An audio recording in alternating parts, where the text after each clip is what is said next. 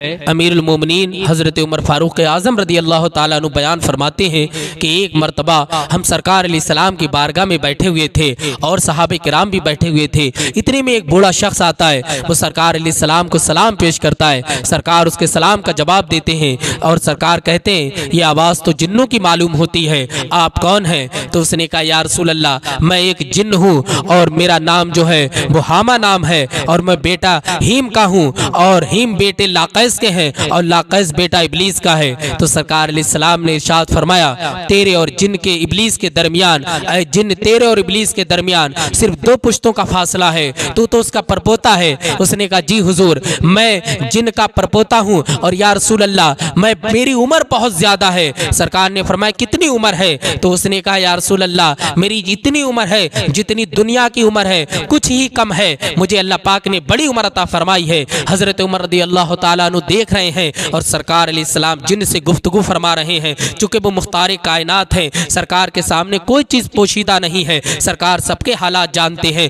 अब जिन कहता या रसूल अल्लाह आपको बारे में मुझे हज़रत इब्राहीम ने बताया है, हज़रत ईसा ने बताया है, हज़रत नूह ने बताया है। या रसूल अल्लाह मैं जो हूँ मैं हमेशा नबियों की सोहबत में रहा हूँ। मैं हज़रत नूह अलैहिस्सलाम की सोहबत में 1 साल रहा हूँ, मैंने उनसे इल्म हासिल किया है। उसके बाद मैं हज़रत ईसा की बारगाह में रहा, हज़रत मूसा की बारगाह में रहा, हज़रत इदरीस की बारगाह में रहा, हज़रत सालेह की बारगाह में रहा, हज़रत लूत की बारगाह में रहा। मैंने तमाम अंबिया किराम की सोहबत इख्तियार की है और उनकी सोहबत में रहा हूँ। मेरे आका आप ये इरशाद फरमाइए, जब मैं हज़रत ईसा अलैहिस्सलाम की सोहबत में था तो हज़रत ईसा ने मुझसे कहा था कि मेरा सलाम जनाब मोहम्मद रसूलुल्लाह की बारगाह में लेकर के जाना। अगर तुम्हारी उम्र इतनी हो जाए, मेरे आका मेरी उम्र इतनी हो गई है कि मैंने आपका भी ज़माना पा लिया है। मैं दुनिया में इंसान पैदा होने से पहले पहले आ गया था, मैंने वो भी मंजर देखा है जब काबिल ने हाबिल को कत्ल किया था। मेरे आका तो उस वक्त मैं बच्चा था मगर मेरी उम्र बहुत ज्यादा थी।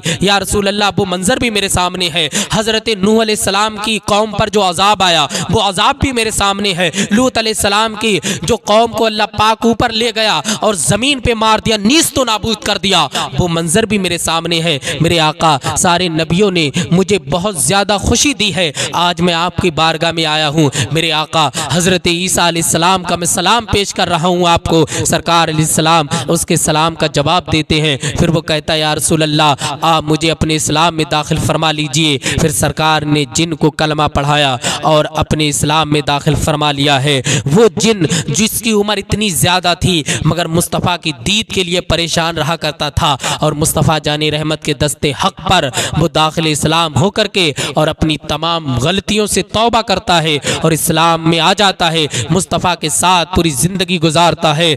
सरकार अलैहिस्सलाम की वो ज़ात है कि आपकी बारगाह में जिन्नो इंस भी आते हैं और आपको मर्जा बना करके अपनी दुखड़े सुनाते हैं, अपनी फरियाद पेश करते हैं। हज़रत उमर कहते हैं हमारे सामने ही वो जिन गायब हो गया और वादा करके गया या रसूल अल्लाह आपके उम्मतियों की हमेशा मदद करूँगा।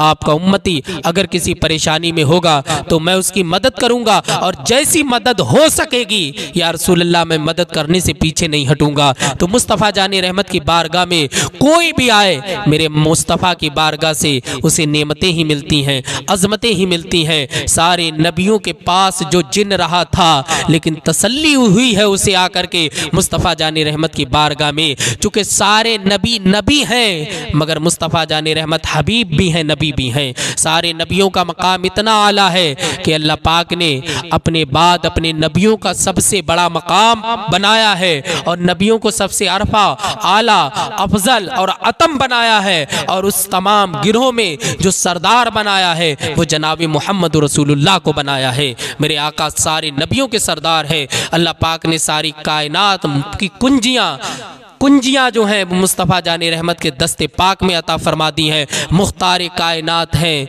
जो चाहो मांग लो मेरे